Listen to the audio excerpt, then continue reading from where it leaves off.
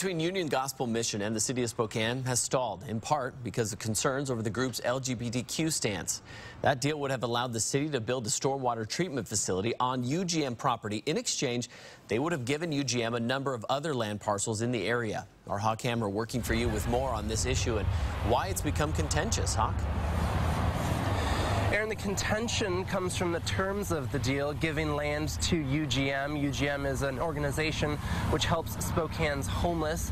Among the property that would have been given, according to this deal, would have been extra property acquired around the MLK roundabout, dead-end streets, Erie and Denver, between MLK Boulevard and Trent.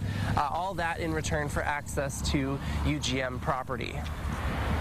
I don't begrudge anyone being upset about it, because what they're really upset about are those exclusionary principles. A city deal with Union Gospel Mission temporarily derailed. It's a little disappointing, but hopefully we can move forward. That deal getting access to UGM land to build a stormwater treatment facility. In exchange, UGM would get city-owned land around their building. Good deal or no?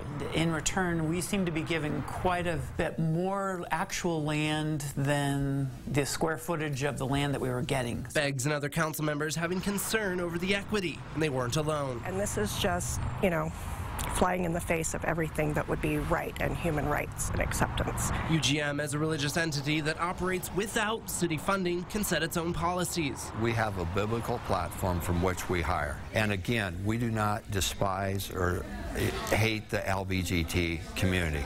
We just have policies that anyone practicing homosexuality, we don't hire them. Altmaier, who heads the organization, says they do serve the gay crowd. When it comes to trans folks, though, he says it's not a black and white issue. I have 300 people staying in our shelter. We have to keep it safe for them as well as the transgender person. So as all this simmers, having been sent back to committee for additional review, everyone wants answers. Can we sign the dotted line? Draft up a new one? If we were giving an undue benefit to a group that runs counter to city law, that would be an issue. Or scrap it altogether. Anytime that we're giving them money or giving them land, we are complicit in their discrimination.